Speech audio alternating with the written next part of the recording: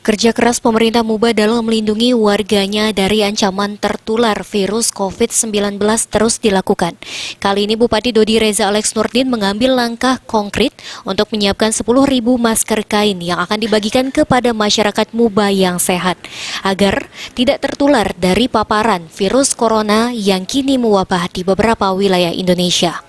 Bupati Muba Dodi Reza Alex Nurdin mengatakan jika dalam waktu dekat pihaknya akan meluncurkan gerakan masker Muba, mengingat saat ini langkanya alat pelindung diri yang dibutuhkan oleh tenaga medis, terutama masker sehat.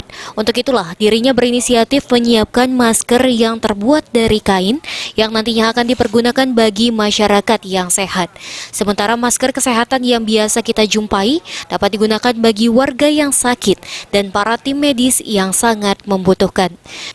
Tahap awal kita ini kan berperang melawan COVID ini bukan untuk memberantas dan mencegah penyakitnya saja, tapi juga bagaimana kita menyediakan jaring pengaman sosial secara kontinu kepada masyarakat sehingga masyarakat yang terdampak ini diminimalisir. Nah, hari ini bantuan resmi jaring pengaman sosial di Muba ini diluncurkan berupa secara simbolis dari beberapa keluarga yang menerima berupa bantuan sembako.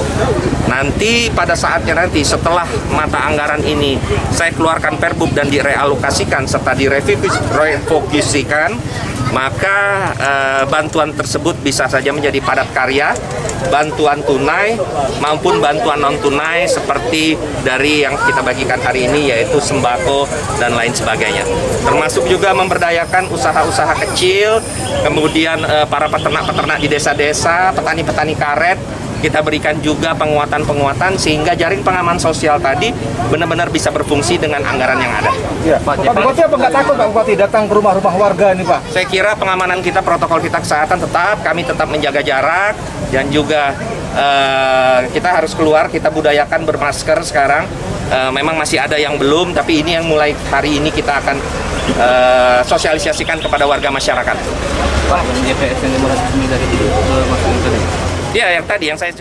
Dodi juga mengatakan jika nantinya pemerintah Muba akan melibatkan para penjahit yang ada di kota Muba untuk memproduksi masker yang berbahan kain tersebut.